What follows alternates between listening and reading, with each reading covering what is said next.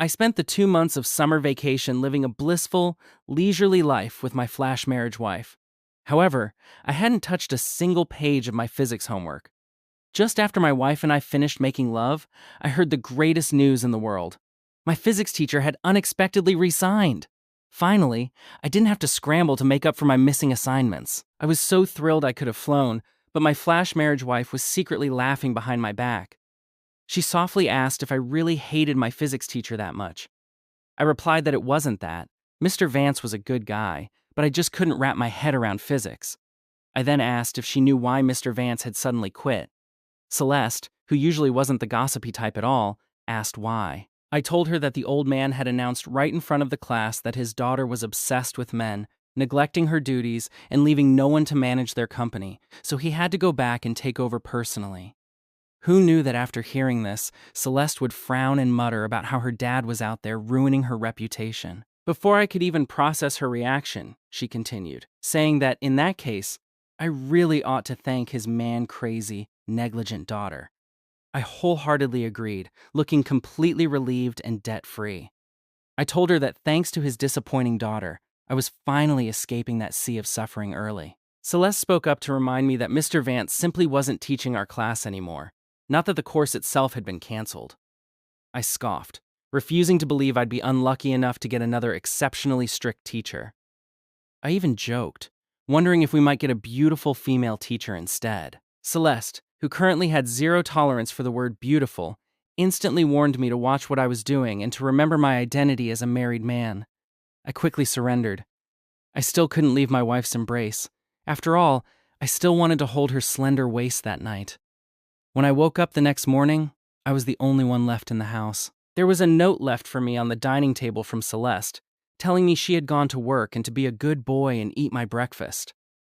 As the bell rang, the classroom fell silent for about 3 seconds before instantly erupting into chaos. Someone yelled to give them 3 minutes, demanding to know all the information about this woman. I instinctively looked up at the woman standing at the podium, and my heart fiercely jolted. It was Celeste. Then, completely possessed by some ghost, I shouted out loud, "Wife!"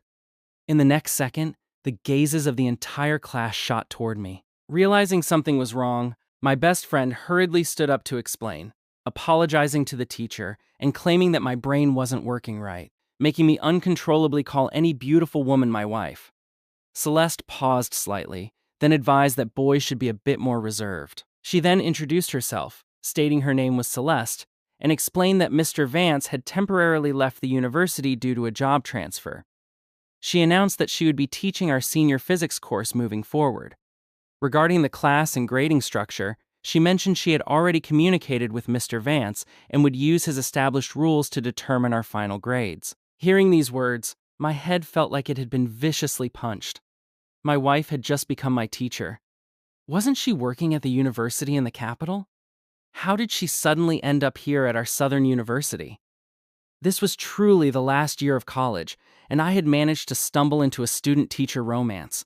It was ridiculously absurd. She continued, saying that Mr. Vance had already emailed her the homework assignments and asked the class representative to bring them to her office, room 803, later.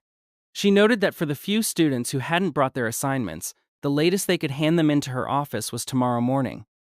At that moment, one of the students in the class spoke up and said, "Ma'am, even a 3-day extension would help.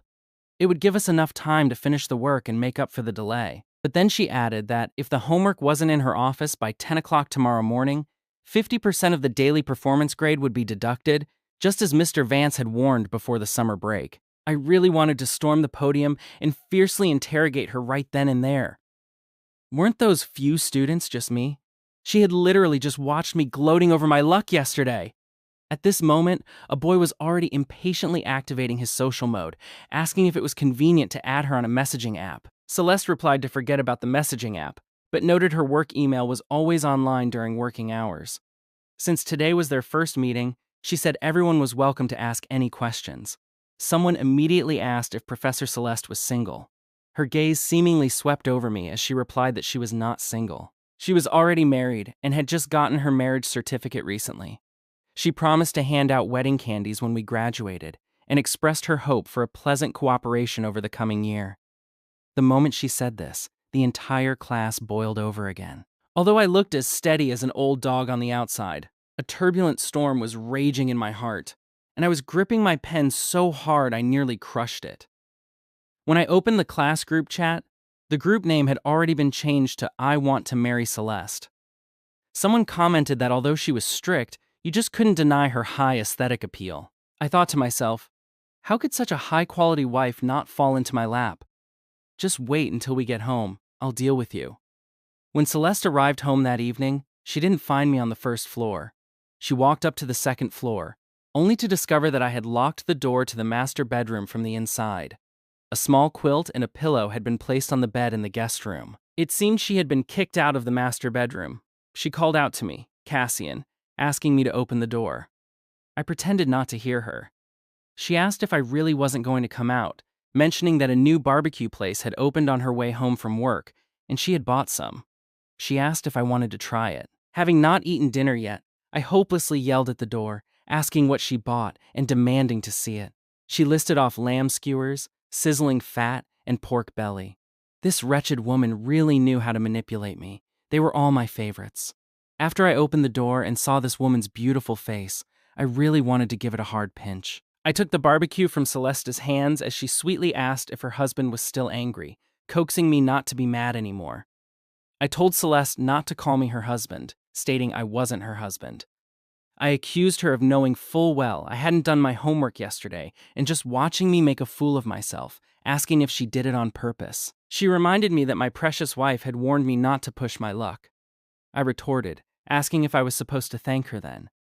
Seeing my angry expression, Celeste couldn't help but curl her red lips into a smile. She sweetly called me her precious Cassian and reminded me to hand in my homework on time tomorrow. Her smug expression was infuriating. She then added that even if I started writing right now, I probably wouldn't be able to finish it, and cheered me on. She told me she was going to have a meeting in the study and to look for her there if I needed anything, leaving her precious Cassian to finish his homework on his own. I turned my grief into a hearty appetite. After eating my fill, I started worrying about my homework again. Sure enough, when a person is hungry, their only worry is food, but once full, they have countless troubles. Opening the assignment, I was instantly dumbfounded.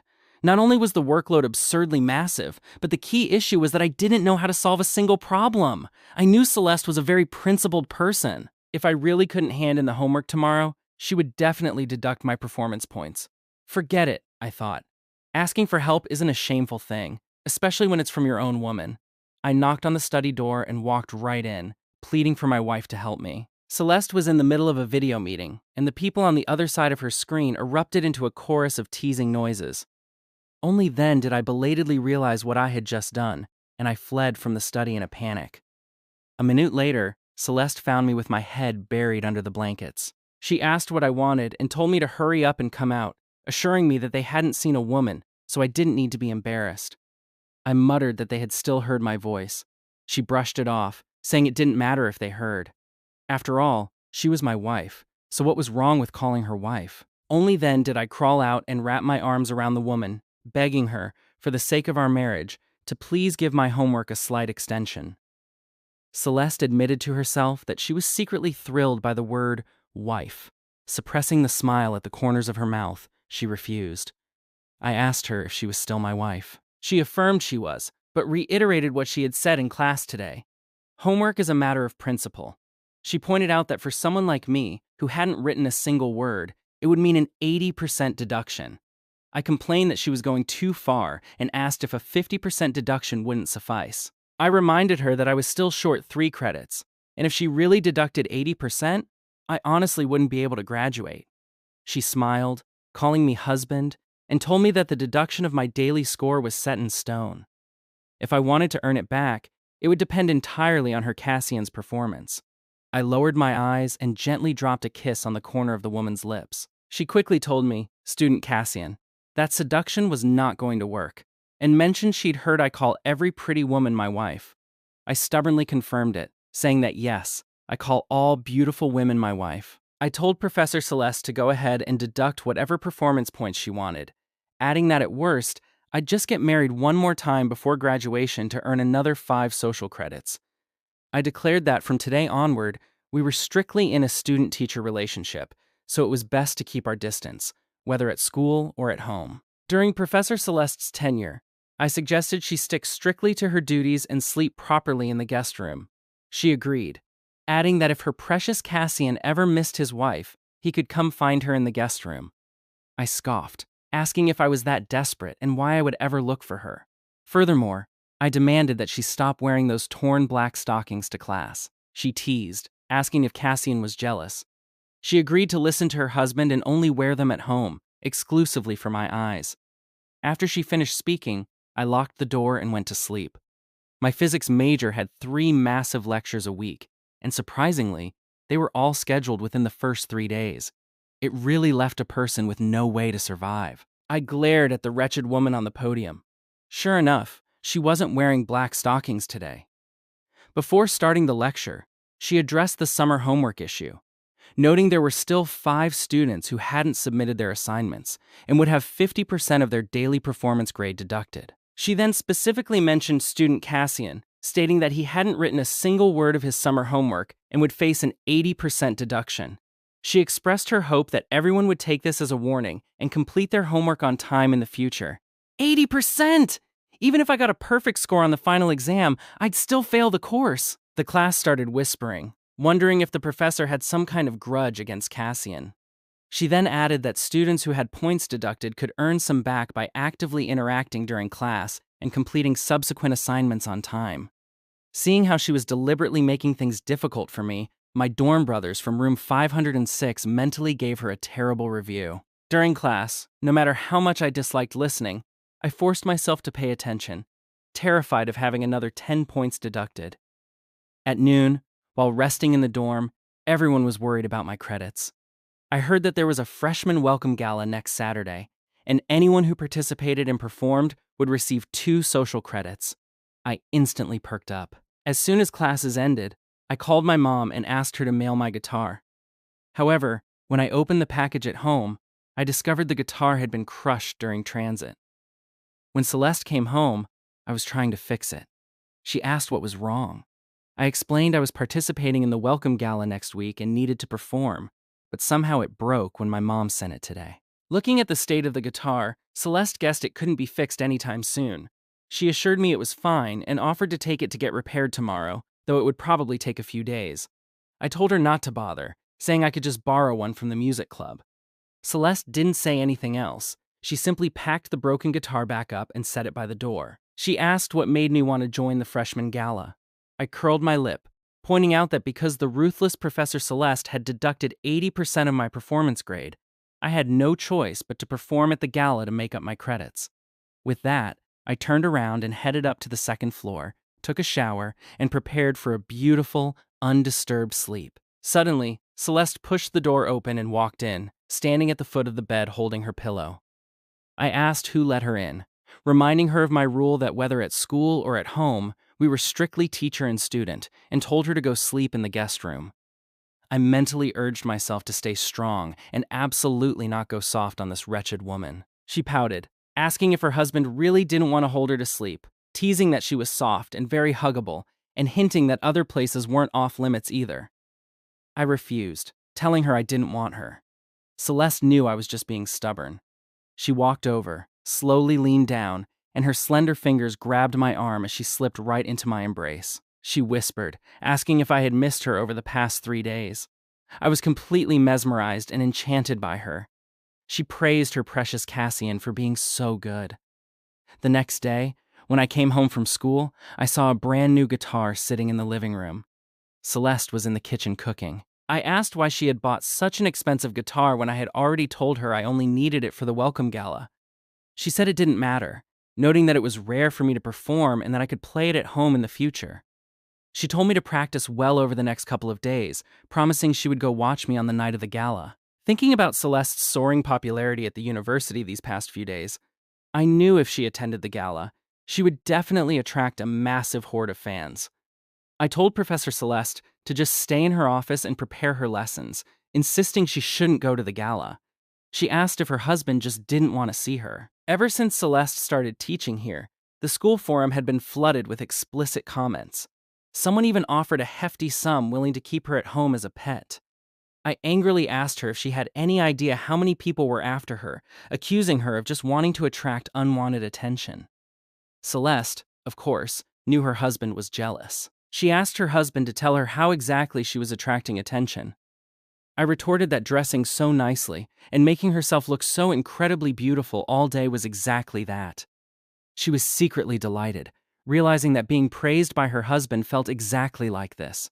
She agreed, promising to listen to her husband and not dress up so beautifully anymore. Then she added, if her Cassian was truly afraid she'd be snatched away by someone else, he should buy her a ring to wear at all times, so others would know her married status. Only then did it hit me. We had been married for almost 3 months, and I hadn't given Celeste a single gift yet. I decided to wait until after the welcome gala was over, then go pick out a proper gift for her. After all, my fate of whether I could smoothly graduate was still clutched in this wretched woman's hands. After a few days of practice, coupled with my solid fundamentals, my guitar rehearsals went exceptionally well. The night before the performance, I nervously reviewed the sheet music over and over, terrified of making a mistake. Celeste came home very late. I asked her why she was just getting back. She replied that she went to prepare a gift for her precious Cassian. The moment I heard there was a gift, my eyes lit up, and I eagerly asked what it was. She pulled a beautifully packaged box from behind her back. I rubbed my eyes in disbelief. It was a piece personally designed by the renowned designer Sterling, something rarely ever sold. The level of craftsmanship was so exquisite I had only ever admired it from a distance at fashion shows. I told her I didn't even dare to wear it, afraid of what would happen if I got it dirty. Celeste pinched my cheeks, calling me a fool, and assured me it was a gift for me, no returns needed. It was mine now. She asked if her husband wanted to try it on. 2 minutes later, I walked out of the walk-in closet, and Celeste's eyes were completely glued to me. I asked if it looked good. She praised it, saying it looked incredibly good and extremely handsome. I thanked my wife.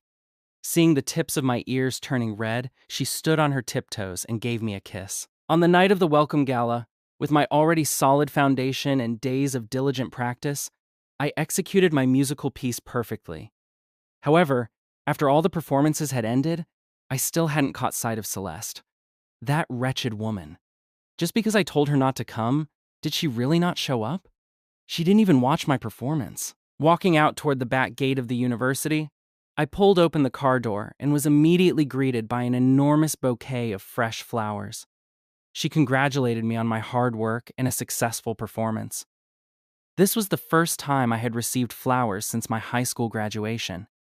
Yet, I still felt a pang of regret since she hadn't seen my performance with her own eyes. I looked down, scrolling idly on my phone, and tapped the little red notification bubble on my social media feed. I stammered, asking if she had actually gone to see my performance.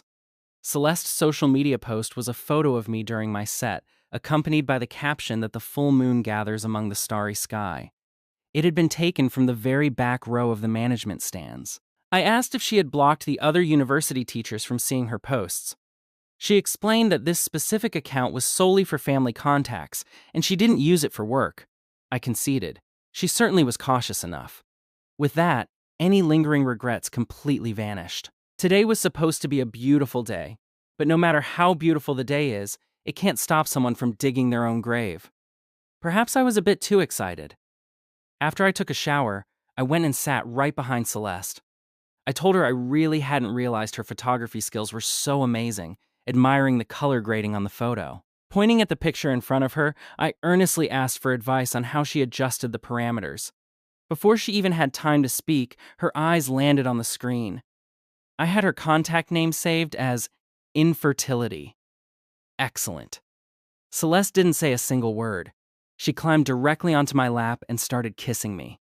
I stammered, asking what she was doing. She remained silent, merely asking over and over what her precious Cassian thought he had done. Heaven is my witness. I genuinely had no idea what I had done. I asked her what I did. By then, she had already unbuttoned my shirt.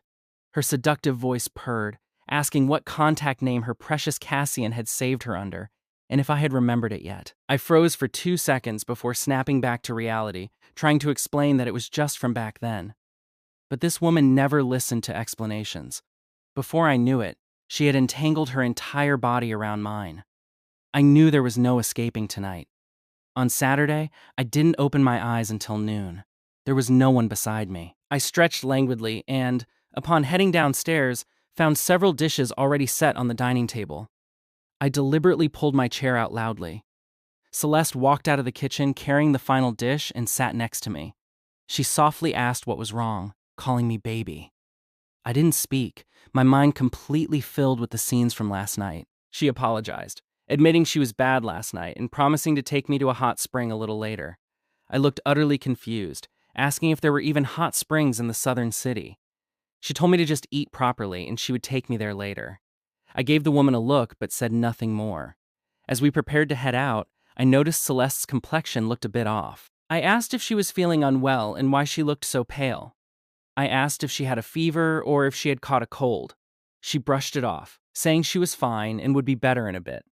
I insisted that a fever was a serious matter, worrying about what would happen if her brain got fried. At the Southern City People's Hospital, a place I rarely visited since I hardly ever got sick, I stood in the outpatient hall entirely clueless about which department to register for.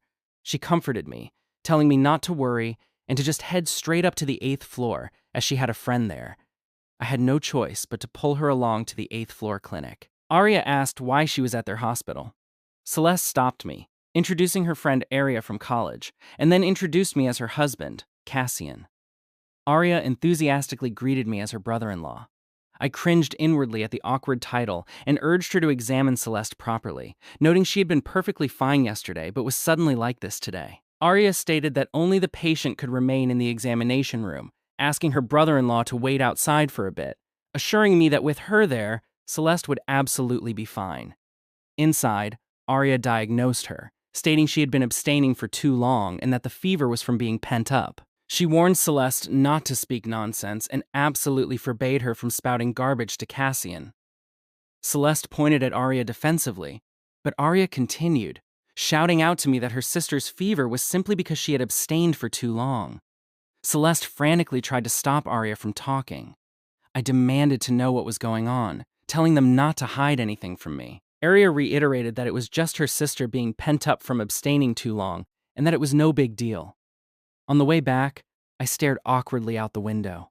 It was incredibly humiliating. What did she mean abstaining too long? Clearly, last night, the two of us were together.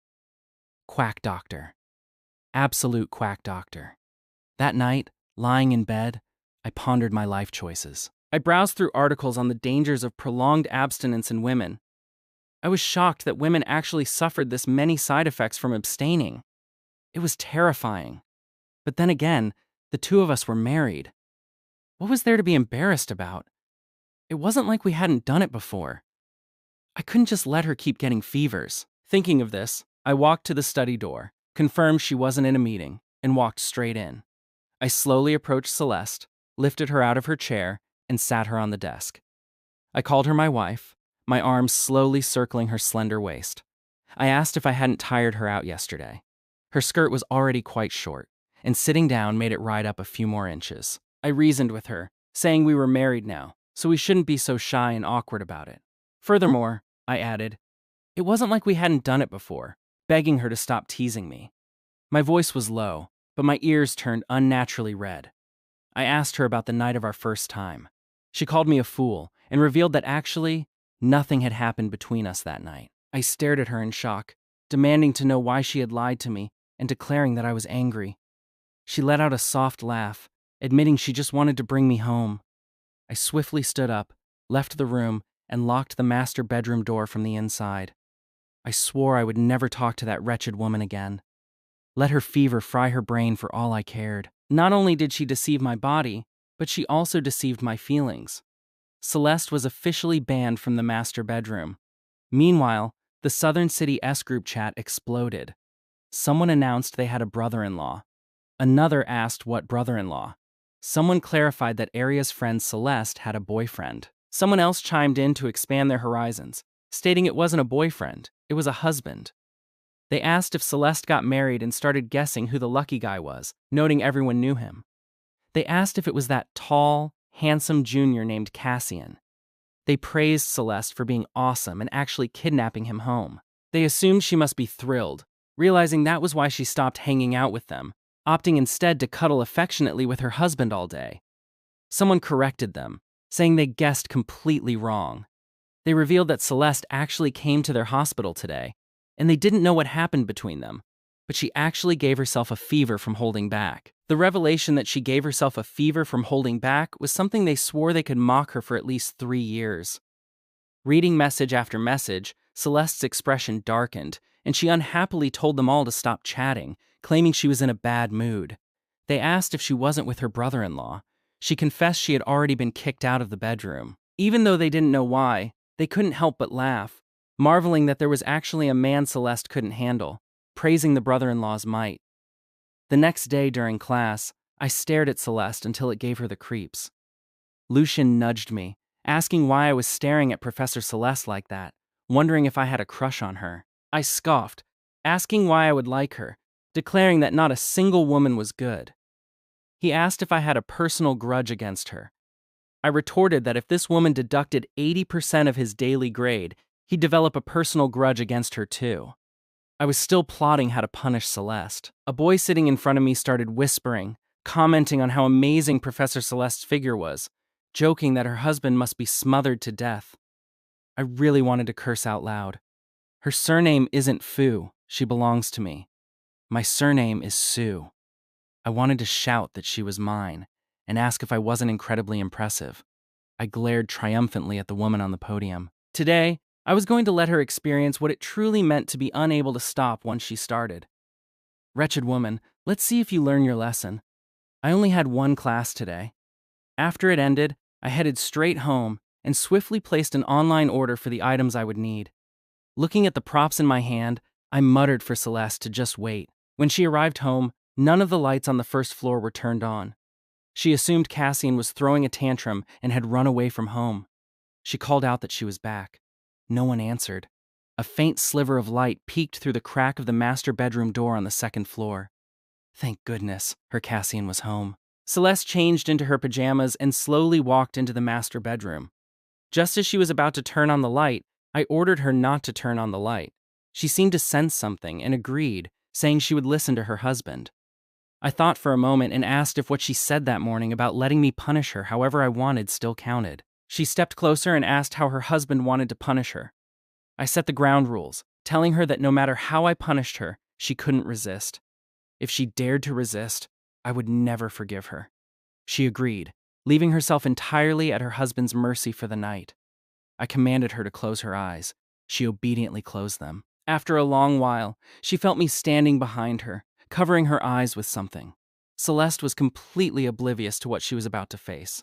She teased, asking if her precious Cassian was feeling extra proactive today.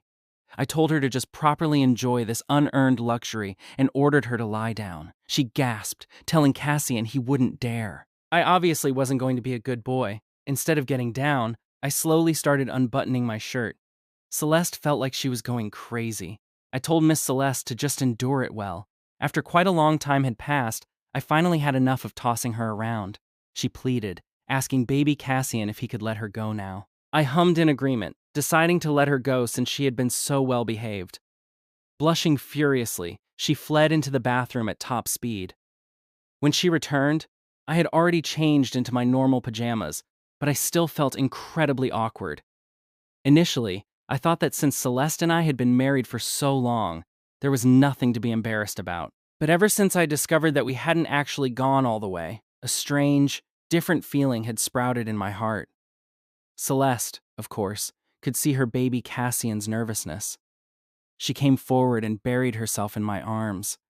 She reassured me not to overthink it, promising that until I was completely ready, we wouldn't let those things happen. I turned my head away, declaring that from now on, nothing else was allowed, strictly limiting us to kissing and hugging. She smiled and agreed, promising to listen to her husband. When I woke up the next morning, Celeste was already changing clothes. I clearly saw the 2 distinct tear tracks on her wrists. Looking a bit unnatural, I awkwardly suggested that she try to wear long sleeves during class today. Otherwise, I would genuinely need to find a new planet to live on. Perhaps because we had tossed and turned for too long last night, I couldn't even lift my head during class. Lucian shoved my shoulder, telling me to wake up because the next class was Professor Celeste's. He demanded I tell the truth and asked if I had gotten a girlfriend. Hearing this, the sleepiness instantly vanished from my body. I denied it, claiming I had just gone to bed too late last night. He pointed out that it sounded like a guilty confession, as they hadn't even asked why I was so exhausted. I was doomed. I felt like an absolute idiot. Lucian threatened to let me off the hook for now, but warned that when we got back to the dorm at noon, I better confess everything. During class, some sharp-eyed students still noticed the marks on her wrists. The class chat exploded again. They asked if anyone saw the marks on Professor Celeste's wrists, wondering what kind of wild beast her husband was, noting how thrilling it was. I felt like my own nest had been raided. Returning to the dorm at noon, Lucian pinned me to the bed. Seeing this, I sighed helplessly, insisting that I really didn't have a girlfriend, but admitting I did have someone I liked. I sat up from the bed as they instantly started teasing me, celebrating that their Cassian had finally blossomed.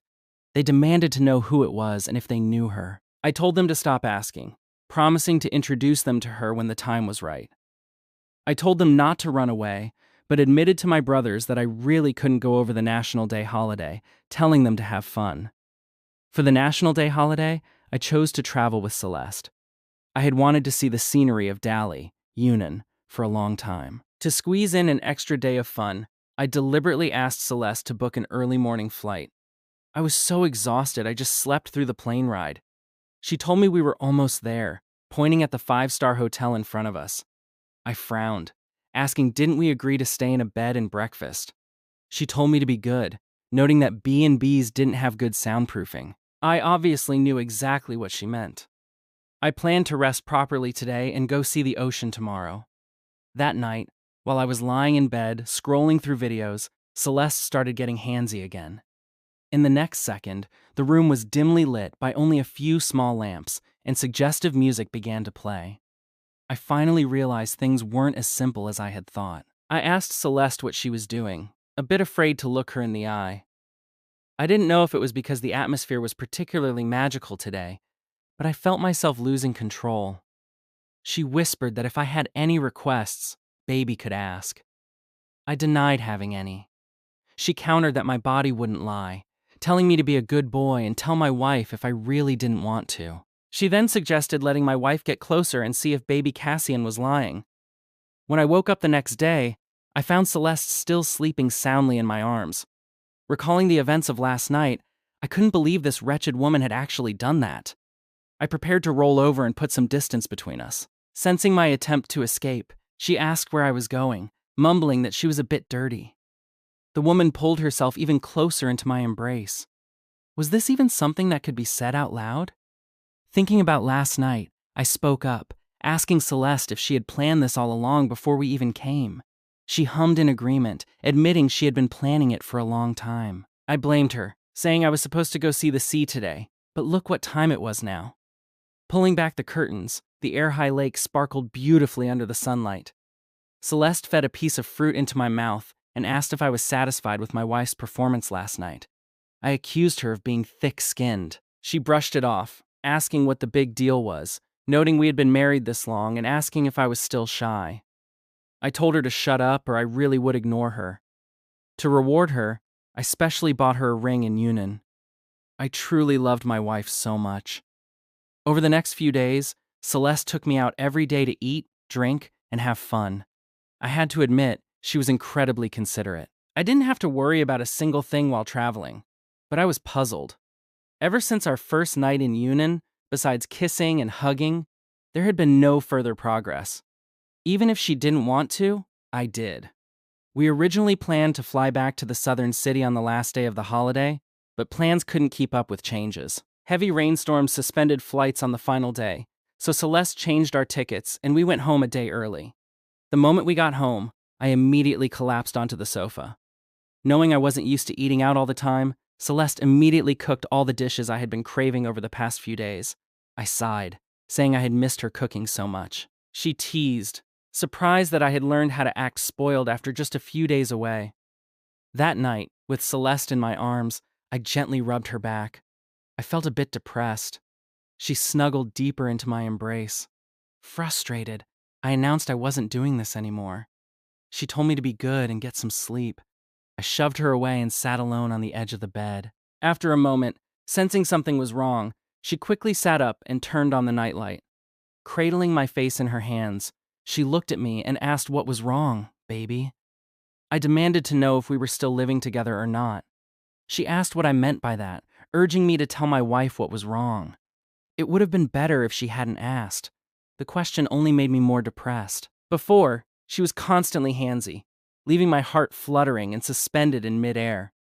But the past couple of days, she was suddenly acting like a pure, traditional housewife. She explained it wasn't that, saying that after that night, she thought I felt tired and unhappy, so she wanted to let me rest for a few more days. Naturally, I didn't believe her. She tightly gripped my hand and asked if I could feel it, assuring me she really loved me so much. I stuttered, caught off guard. She declared that since baby Cassian was being so proactive, I wasn't allowed to refuse her tonight. It was a sleepless night. Ever since reaching that great harmony of life with her, she had become incredibly dependent on me. I realized that a woman whose desires have been awakened is truly terrifying. Today at noon, Celeste had to work overtime in her office. After lunch, I packed a meal and brought it to her. The moment I walked into the office, she pinned me against the wall. I protested, telling her she couldn't kiss my neck. Suddenly remembering all those people on the school forum coveting my wife, I felt extremely displeased. Were they all blind? She was already wearing a diamond ring, yet those shameless people still tried to get close to her. Just thinking about it infuriated me. In the next second, I wrapped my arms around her slender waist, lowered my head, and bit directly onto her elegant neck. In no time at all, I left 3 distinct hickeys. I reminded her that she had a husband, and told her she needed to protect herself, noting there were a lot of bad men out there right now. She smiled and agreed to listen to her husband's words. During physics class the next day, I was still dozing off. Why on earth were there 3 physics classes a week, and why were 2 of them early morning sessions? When the bell rang, before I even had time to look up, I heard the classroom erupt in constant cheers.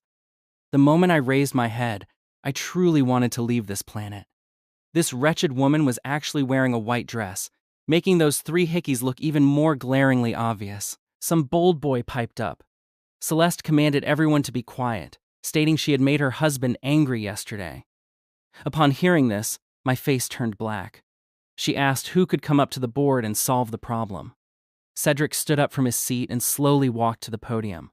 I looked up and stared at the white shirt Cedric was wearing. Everyone had eyes, and naturally, they all saw the hickey on Cedric's neck, along with that white shirt.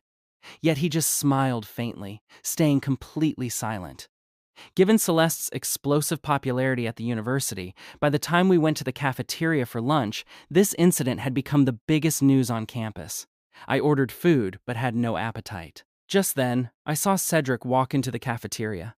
He deliberately pulled his collar back a bit, afraid people might miss the mark on his neck. When I got home after school, I stared at the braised prawns Celeste had made. I declared I wanted to eat instant noodles. She told me to be sensible, noting they had no nutritional value, and reminded me my stomach hadn't been well the past 2 days, so I shouldn't eat junk food. I was already in a terrible mood. I snapped, asking if I couldn't even eat instant noodles now. She had been busy in the lab all day, but seeing my bad mood, she turned around and went to the kitchen to cook me some instant noodles. When I came down after my shower, she had already placed the bowl on the table. I marveled at the luxury edition instant noodles, seeing the abundant toppings. She told me to eat slowly and not burn myself. Full and satisfied, my mood improved significantly. She asked me to tell her what happened today. I pushed my phone in front of her. Her expression grew uglier by the second. I suddenly felt I might have overreacted. She had been working so hard in the lab, yet came back at night to cook for me, and I had given her that kind of attitude. I told her I believed her, though my heart still felt a bit heavy. She rubbed my head and softly told me it was okay, and to leave it to her to handle. That night, I proactively hugged her. I asked my wife if she sometimes thought I was too childish. She replied no, asking her husband why he would think that. I requested she stay away from Cedric from now on. She nodded and promised to listen to her husband. Sunday's weather was beautiful, which lifted my spirits as well. I found a sunny spot on the first floor and spent the whole day drawing design drafts. As I walked past the study, Celeste had just hung up the phone. I asked if she was done working, suggesting we go for a walk. She reached up, pinched my cheek, and agreed. Recalling the phone call she just finished, I asked if I had interrupted her work. She said no, pausing for a moment before adding that her dad had just called to ask how we've been doing lately. This was the first time since we got married that I had heard her say the word dad. Only then did it strike me that we had been married for 3 months, and I hadn't even met my parents-in-law yet. I suggested we go visit mom and dad at their house another day. Otherwise, it would look really bad on my part. She agreed to go next weekend and mentioned she would introduce me to her friends as well. Even though it was just a normal conversation, I felt like I was finally experiencing the true feeling of living a married life. She suddenly seemed to remember something and told me Cedric's issue had been resolved, telling me not to worry. Actually, I had seen it at noon. Cedric had posted an apology on the school forum, specifically clarifying that he and Professor Celeste strictly had a teacher-student relationship. The dorm group chat completely blew up. They said they knew Professor Celeste wouldn't fall for a guy like Cedric, calling it shameless and asking how it was any different from being a mistress. See, my woman wasn't that kind of person. Her voice drifted over slowly from behind me, noting I was so quiet and asking if I had some dog outside. I spun around, shoving my phone under my pillow. I retorted, asking what she meant and if I was her dog outside. I asked how she could peek at my chats with my brothers and asked what else she saw. She asked if our group name was Nursing Home Watching Beauties or which handsome guy wants to live in a nursing home. I defended myself, saying I wasn't the one who named it. My hands restlessly caressed her waist. She leaned in, demanding kisses. I thought to myself that this was bad.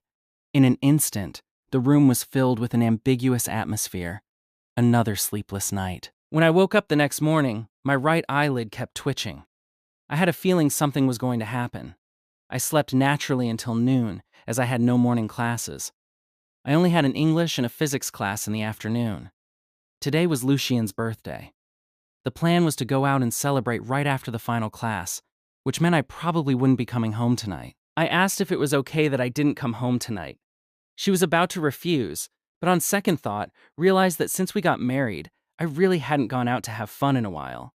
She agreed, telling me to be careful tonight. I cheered, thanking my wife and shouting "Long live the wife." She informed me that she had a forum meeting to attend during this afternoon's physics class. She said it would probably be a substitute teacher covering for her and told me to pay attention.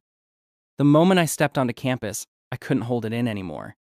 I announced to my brothers that Professor Celeste was going to a forum meeting this afternoon and a substitute was taking over physics. They said that was perfect, noting it wasn't her teaching, and the substitute was just there for one class. They said they wouldn't know anyone, so they definitely wouldn't take attendance. Someone asked if we were sure, wondering if we were being a bit too brave. Someone asked how I knew she was going to a meeting.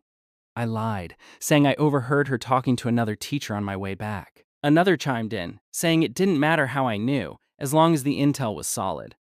Someone mentioned they still had Elisa's ID card, noting they agreed she'd come find him at the gate after school to get it back. He suggested we go ahead and book the restaurant and cake, and he would meet up with us right after class. We teased that he was totally ditching us for a girl right now. He denied it, arguing that besides, if he didn't sign in, he could cover for us. We agreed, saying we would head out the moment class ended. We told Kieran to bring up the rear. Just outside the school gates, Lucien was still a bit worried. He asked if we were sure this was a good idea. I assured him, calling him bro, saying he was the birthday boy today, and the most important thing was for him to be happy and celebrate before walking into the bakery. Back in the classroom, Kieran was texting Elise to meet at the gate after class, explaining he had to go celebrate with us. The bell rang, and the class quieted down. A very familiar voice echoed through the room. We were doomed. They panicked in the chat, asking, "Didn't I say she was going to some meeting?" They frantically messaged, saying she never skips taking attendance. Because no one dared to skip her class, standing at the podium right now felt like seeing a ghost. Meanwhile, inside the bakery, the boys were eagerly watching the staff frost the freshly baked cake. Celeste asked if there were students who went to the restroom and hadn't come back yet. With one glance, she realized her husband and his good buddies were missing. She genuinely was supposed to attend the forum meeting, but the thought of not seeing me all night made her come to teach instead. By sheer coincidence, she had caught her own husband skipping class. She announced we wouldn't wait and would start the lecture. She stated the 3 students who were absent would be marked as skipping class, and as for whether they'd receive disciplinary action, she would see how they perform. Inside the bakery, we were completely oblivious. They praised me, saying I was a genius designer. They called me amazing. Basking in their compliments, I opened my phone to send Kieran the restaurant's location, only to see 99+ messages in the group chat. We were completely screwed. Professor Celeste had shown up to class, marked the 3 of us as skipping, and mentioned potential disciplinary action. I opened the photo in the chat, showing Celeste standing at the podium with a dark, furious expression. At the dinner table, I was entirely distracted. I apologized to my brothers, saying I dragged them all down. Roman waved it off helplessly. Because of this, no one really enjoyed the meal. Our plan of not returning until we were drunk was obviously scrapped. We dispersed early, around 9 p.m.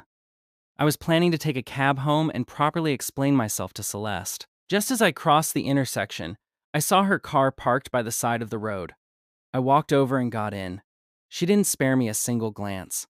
I awkwardly broke the silence, saying I could explain, and that I really thought she went to the meeting, noting it was Lucien's birthday. Her red lips were pressed tightly together, and she didn't say a word. This wretched woman was acting incredibly cold today. I confessed I was the one who dragged them out and asked her not to punish them, telling her to put all the blame on me. She scoffed, pointing out I couldn't even save myself, yet I was trying to play the hero and excuse others. Once we got home, I clung to her. I begged my wife, promising this was the first and last time. I offered her a plate of washed fruit, asking her to look at my face and not record their names. She dismissed me, telling me to move it, stating she had class tomorrow. I knew Celeste was a principled person. If she said she'd mark us absent, she'd enforce it. But for the sake of my brothers, I didn't mind suffering a bit. With that thought, I went to take a shower. Drying off, I gave myself a pep talk, telling myself my brother's safety depended entirely on me. Sticking to the plan, I walked out with a bath towel loosely wrapped around my waist. She stammered, asking why I wasn't wearing clothes. She glanced over before immediately lowering her head in embarrassment. I swiftly climbed into bed. I demanded she stop reading and look at me. She scolded me, telling me to go put my pajamas on and not be a hooligan. I retorted, asking how my wife could call me a hooligan. Before she could answer, I grabbed her hand and kissed it. She noted I was playing dirty, amused by my attempts to please her. I offered that she was the boss tonight, and she could punish me however she wanted. Flushed and thoroughly seduced, she sleepily murmured to me that the 3 of us better be at her office tomorrow morning. Early the next morning, the 3 of us stood neatly at the door of her office. She called us to come in.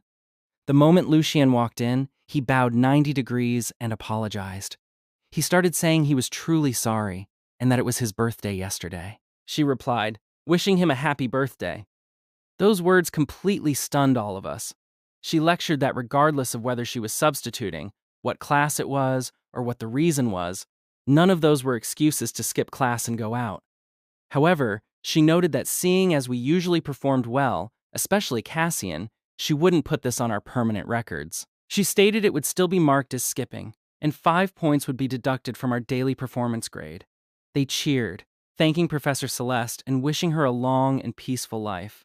But they had absolutely no idea how hard I had worked last night. Back in the classroom, they teased me, unaware that I had used every trick in the book to calm her down. I resolved to rest well for a few days to regain my manly vigor. But then, Celeste started feeling depressed. She hadn't hugged her Cassian in a week. She thought I only touched her when I needed a favor, and now that everything was fine, I was avoiding her and sleeping in the guest room. In her group chat, she vented her frustration. She messaged them to come out for drinks. They teased, asking what was wrong and if her pure, innocent student husband gave her the cold shoulder. She told her besties to stop talking, saying she needed their company and asking if they could come. That night, I came home to find her missing. I thought about calling her, figuring it would give her an out to come home. Aria answered the phone, telling me she was Aria. She explained Celeste drank too much, and they were bringing her back, noting they were almost there. I ran downstairs just as Aria's car pulled up to the gate. I scolded her as I supported her, asking why she drank so much she couldn't even find her way home. Arya called out that Celeste was in my hands, and they were heading out. I thanked them and told them to be safe on the way back. I carried Celeste into the house. Looking at the woman on the sofa, I asked why she drank so much, noting it was my first time seeing her drunk. She reached up, wrapped her arms around my neck, and hugged me tightly. I asked, annoyed but amused, if she still knew who I was. She mumbled that I was her kissing hubby. I almost laughed out loud. I was about to stand up when she grabbed me. She begged her hubby not to be mad at her anymore, admitting she knew she was wrong and promising she wouldn't make things difficult for me at school anymore. I told her she wasn't allowed to drink like this again, warning her there were many bad people outside and she couldn't just hug anyone and act spoiled. She insisted I was her husband, stating she had liked me for so many years. She wouldn't mistake me for anyone else. I sighed, telling my wife she was truly confused, reminding her we had only been married for half a year. The next day, I didn't wake up until 10 a.m. As soon as I went downstairs, Celeste approached me holding a freshly fried egg. She asked her hubby if he was still mad, noting she recorded a video last night. She threatened that if I ever bullied her again, she would post it on the campus forum to show everyone what the aloof and beautiful Professor Celeste looked like at home. She proudly presented her heart-shaped fried egg, having prepared all my favorite breakfast foods on the table. Since I only had one class on Friday, I spent a long time wandering the mall, preparing to buy gifts for my visit to my parents-in-law. Feeling anxious, I carried the gifts home. When I opened the door, a loud voice boomed, asking if we were trying to start a rebellion, and if she had absolutely no say in this family. There stood my physics teacher of 3 years, and my lifelong idol. Celeste and Mr. Vance were huddled in the corner, trembling in fear. Aunt Fu turned around and saw the young man at the door, noting I looked even more handsome than when I was a kid. Aunt Fu was a world-class fashion designer and my idol since childhood. Celeste introduced them as her mom and dad. I stuttered, looking at Mr. Vance. I had been with Celeste for so long, and I never knew Mr. Vance was her father. I greeted Uncle Silas and Aunt Vivienne, telling them we were planning to visit them tomorrow. She praised Cassian for being such a sensible boy, before turning back to them. She asked the two of them, adding up to over 80 years old, if they ever thought about the consequences of their actions. She yelled that marriage is a massive event, and asked if it had nothing to do with her. I finally understood that Aunt Fu had just found out she had suddenly become a mother-in-law. I hurried forward to calm her down, asking Auntie not to be angry, explaining we just didn't know how to tell her. She told Cassian he was a good kid and didn't need to make excuses for these two. She stated this was entirely Celeste's fault. She yelled that they kept her completely in the dark, asking if that wasn't taking it too far, only telling her after they got the certificate. She added that this old fool helped her hide it. Celeste offered for Mom and Cassian to rest for a bit, saying Dad and she would cook. Her mom told her to get out of there. In my mind, Aunt Fu was supposed to be elegant and dignified. This was my first time seeing a scene like this. I started trying to find a topic, telling Aunt Fu I really loved design and had been a huge fan of hers since I was little.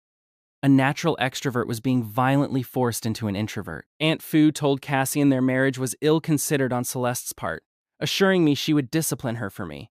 She told Celeste to bring Cassian home for a formal dinner tomorrow. Celeste agreed, telling Mom and Dad to have a safe trip back. Celeste felt like my eyes were piercing right through her, and she guiltily smoothed her hair. I demanded if Celeste had nothing to explain to me. She apologized to her hubby, saying she shouldn't have hidden it from me. I didn't say anything, turning and going alone to the studio to draw. But my mind was chaotic, and I couldn't focus on anything. I suddenly felt an immense amount of pressure. I had always assumed my in-laws were just ordinary university professors. But now, one was the chairman of the Huaxia group, and the other was an excellent world-renowned designer. Their family background and status were on a completely different level from mine. Celeste called out for Cassian to come have some fruit. Hearing no response, she pushed the door open to find me staring blankly at my desk. I told Celeste I didn't want to talk to her right now. She pleaded, saying she really didn't mean to hide it. I said I just realized the disappointing daughter Mr. Vance mentioned was her, and accused her of doing it on purpose just to watch me make a fool of myself. She quickly set the fruit plate aside and climbed into my lap. She apologized.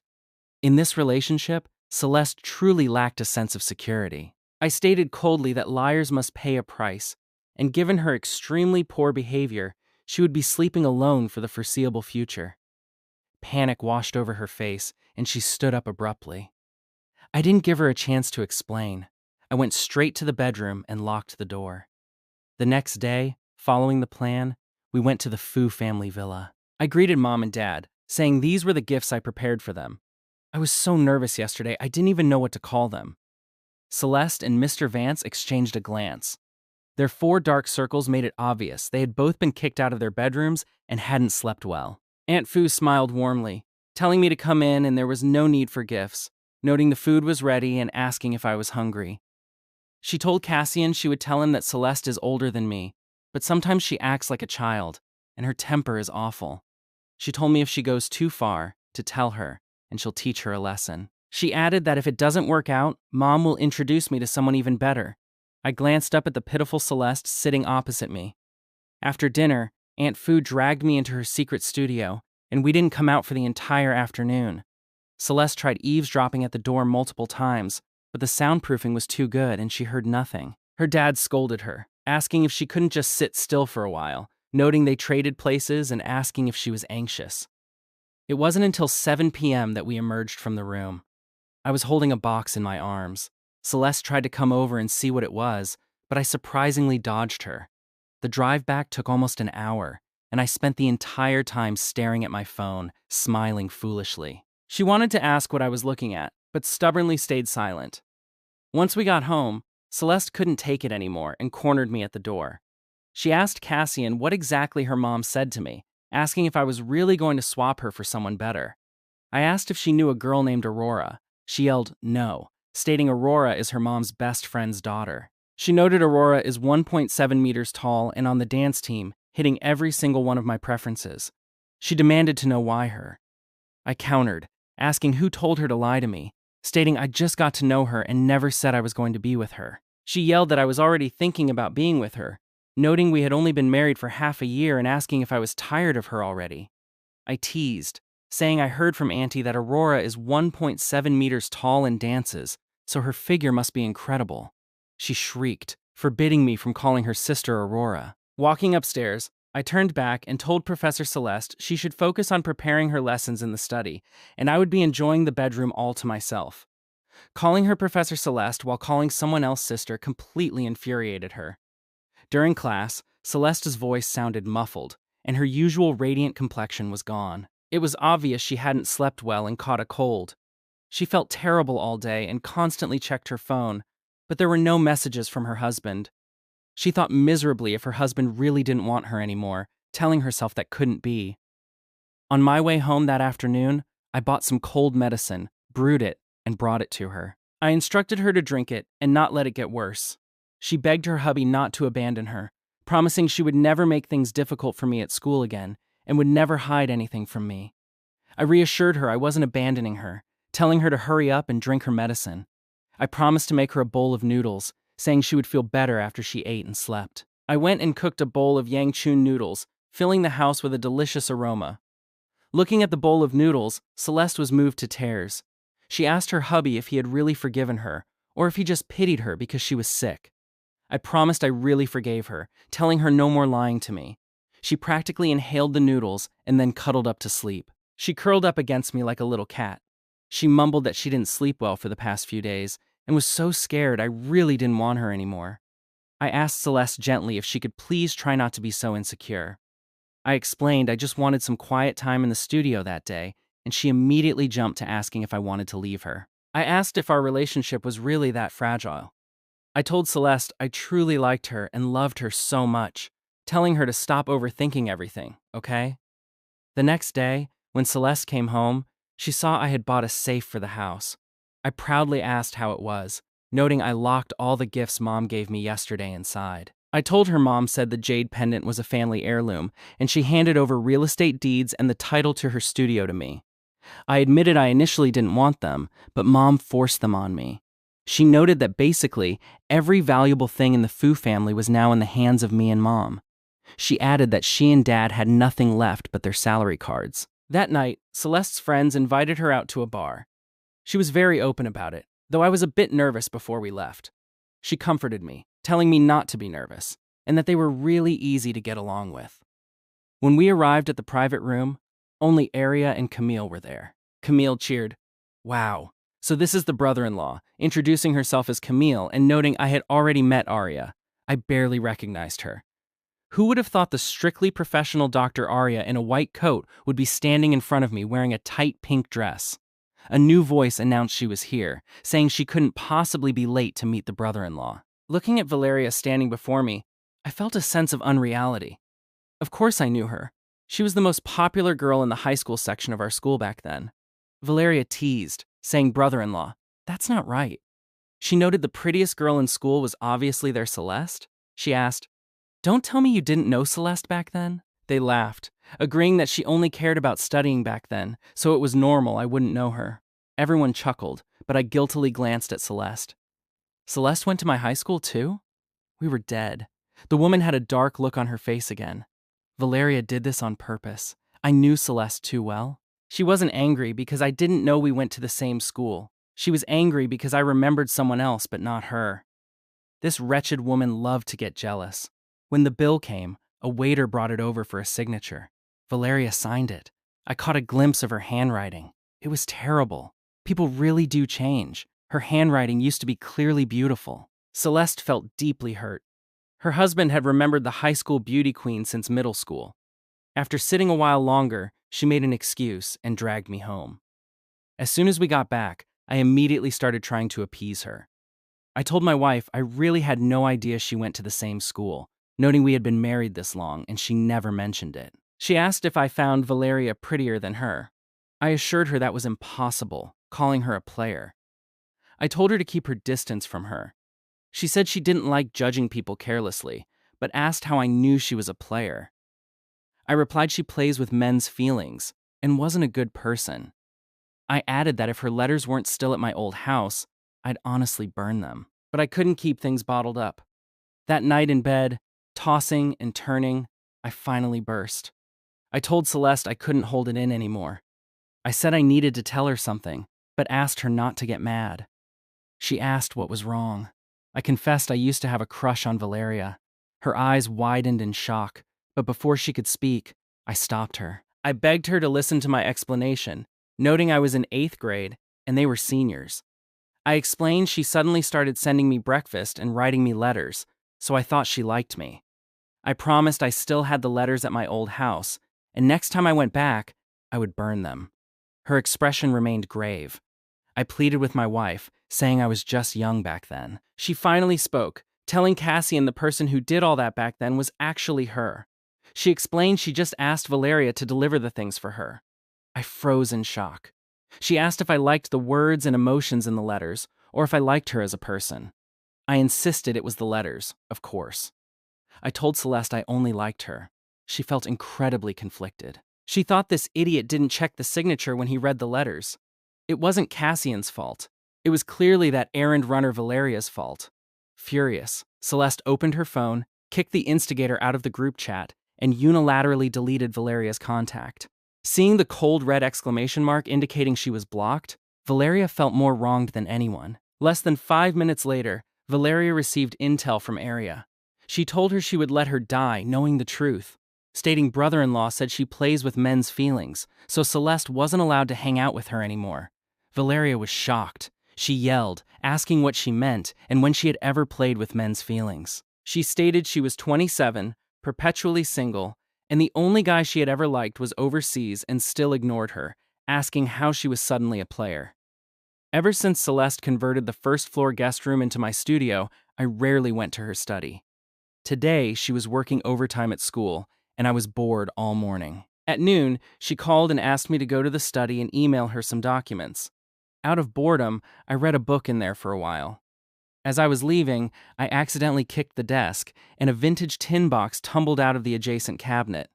I knew the things in her study were important to her, so I scrambled to pick it up and put it back. Some of the contents had spilled out. They were all letters. I resisted the urge to read them. At dinner, I was distracted, entirely consumed by wondering who those letters were for. She placed a bowl of soup in front of me. She asked what was wrong with Cassian, and if I was feeling unwell. Snapping back, I met her concerned gaze and told her about the incident in the study. I noticed her expression instantly turned peculiar.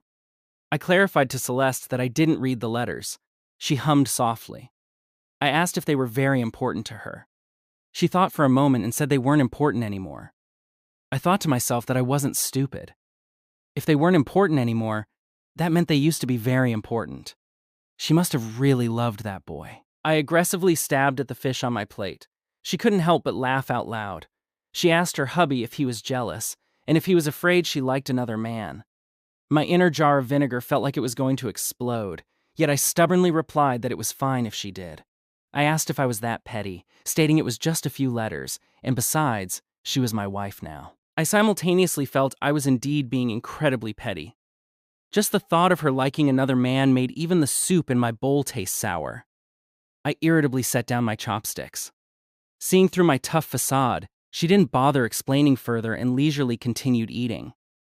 Recently, Celeste noticed I was always sitting in the studio spacing out, with no time to be intimate with her. She thought that wouldn't do. Over time, it would affect her relationship with her dear husband. Carrying a plate of grapes, she walked into the studio and slipped into my lap. She coaxed baby Cassian, asking why he was unhappy and urging him to tell his wife. She snuggled against my chest, acting spoiled. I rubbed her little head and explained my draft for the design competition still wasn't finished. She suggested her hubby send the draft to Mom and have her look at it. Normally, I would ask my mother-in-law for professional advice, and I had indeed improved immensely over the past 2 months. But she was a judge for this competition.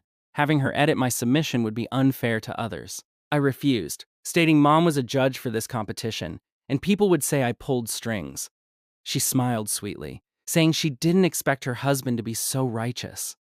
I sighed, mentioning I knew an alumnus who had finished their draft ages ago, while I was still agonizing over color saturation, feeling like I was always a step behind everyone else. She comforted me, stating being fast didn't mean it was good. She noted art requires meticulous crafting and suggested if I was stuck, we could go for a walk. She said taking it slow was fine and asked how about we go to a hot spring this weekend. I nodded fondly. Thrilled by my agreement, she kissed my cheek several times. She declared it a reward for being willing to go out and relax, asking what I wanted to eat so she could cook it. I requested she make her specialty, cola chicken wings. She teased that I had to reward her tonight too. As soon as Friday's classes ended, we drove straight from school. I sneaked into the car suspiciously. She shot me a reproachful look. She asked her hubby when exactly we could go public. I told her as soon as I graduated, we would go public. I asked my good wife to endure it just a little longer. The hot spring was inside a luxuriously decorated hotel. Upon arrival, a receptionist immediately guided us to our room. I leaned down and whispered in her ear, calling her wife and praising her advanced arrangements as so thoughtful and considerate. She casually replied this was Mr. Vance's hotel. I was startled, but then calmly accepted it. It wasn't surprising that Mr. Vance owned a grand hotel.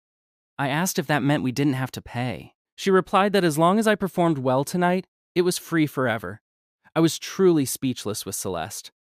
I wondered if she had a single normal thought in her head. She countered that she was only indecent when she was with me. That night, while I was taking a shower, Celeste went downstairs to grab our late-night snack, only to be spotted by Cedric, who was there for a date. Remembering how the forum incident had humiliated him, he decided he had to seize this opportunity to take her down. After grabbing the food, Celeste noticed a bakery across the street. It was late, so it took a while, and after paying, her phone died. Sometime later, carrying the cake, she hurried back to the hotel. Just as she stepped out of the elevator, she heard a commotion. Peeking through the crowd, she saw me standing in the doorway with wet hair, a bright red welt on my forehead. She shoved past the security guards, dropping the cake on the floor. She cried out for her hubby. Seeing Celeste return, I immediately grabbed her arm. I demanded to know where she went and why her phone was off. Smart as she was, she apologized to her hubby, explaining she went to buy small cakes and her phone died. The manager standing nearby was trembling. He stammered, calling her boss Celeste, explaining someone sneaked into her room and accidentally injured the son-in-law. Celeste reached up, brushing my damp hair aside, her face full of worry. She asked Cassian what happened. Wincing in pain, I explained that after showering, I heard a noise and assumed it was her returning, so I didn't pay attention. I said when I walked out, I saw that bastard Cedric lying naked on the bed. I told her I was furious and tried to beat him up. Her face darkened by the second. She asked if I got hit with a water glass. I assured my wife I didn't lose the fight and had beaten him too, pointing out that given the state he was in, he probably couldn't even stand up. She lightly touched the swollen bump on my forehead, her eyes instantly reddening and her voice trembling. I grasped her hand, squeezing her fingertips to comfort her. I told her it was fine, just a minor injury, and that I didn't let him get away with it either. The manager nervously added, calling her boss Celeste, that they had already called the police and pulled the security footage. He explained Cedric sneaked onto the floor while the cleaners were working and barged into the room. He stated they'd take full responsibility, and the hotel would cover all medical and related expenses. Her eyes turned as cold as ice, entirely different from her usual self. She asked if they could afford to take responsibility. She listed her demands. First, strictly audit hotel security and fire all negligent staff. Second, hand the footage and all evidence over to the police, stating she was suing him for trespassing and intentional assault and wanted him rotting in a cell. Third, prepare the paperwork for his expulsion from the university, which she would personally deliver to the president.